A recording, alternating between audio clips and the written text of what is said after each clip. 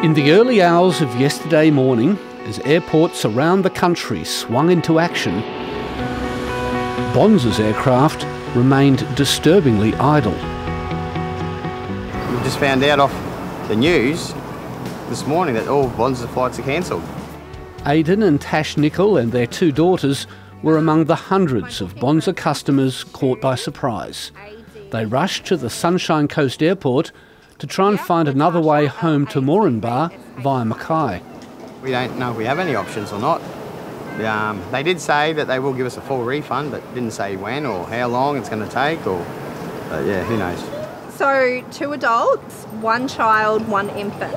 Tash Nicol hits the phone trying to find another flight. A sour end to a short holiday to celebrate their daughter's birthday with her grandmother. Yeah, either from the Sunshine Coast or Brisbane. I'm not very happy about it, but what can we do about it at the end? Just got to wait and see. Bonza Airlines was launched onto the market with considerable fanfare barely 15 months ago, promising cheap fares and a unique Aussie character. And wasn't that a Bonza flight? Bonza was a fantastic startup airline because it was servicing those tourism destinations that didn't have low-cost direct air services. So it was a real disruptor in the market. Bonza focused on connecting regional centres in the eastern states and the Northern Territory. Most of these were niche tourism routes that weren't being serviced by other airlines, using 4 relatively large aircraft for regional services, the Boeing 737. It is a larger aircraft, it does cost more to operate. The capacity they were putting on some of those routes no doubt was a little bit challenging and different to what we had seen. But the budget airline's presence was at least introducing some welcome competition into one of Australia's most concentrated industries.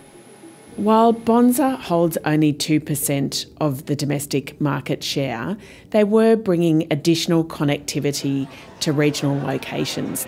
We do see that the additional competition on particular routes brings down airfares. There's been speculation for some weeks about Bonza's financial stability and its US backer, 777 Partners. We started to hear some interesting conversations out of the US and Canada through our global body that there were some issues with 777 Partners and how the cost of the leasing of those aeroplanes had been going up. In the early hours of yesterday morning, those aircraft were repossessed. 777 Partners has declined to comment. Bonza has entered into voluntary administration and announced on its website services have been suspended at least until the end of tomorrow. We're not expecting Bonza to take to the sky anytime soon, and we think it's highly unlikely that they will.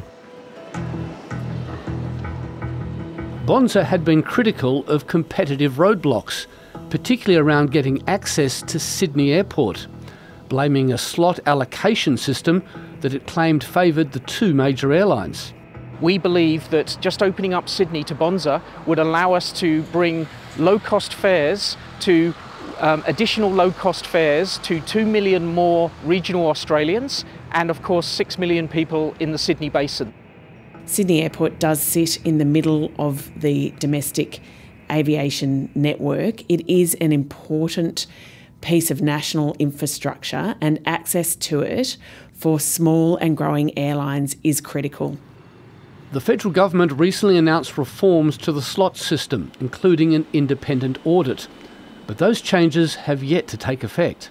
Well, I think it's always really tough for new entrants. We've seen that through the process of aviation history here in Australia. But we are determined as a government to make everything we can do to try and improve competition.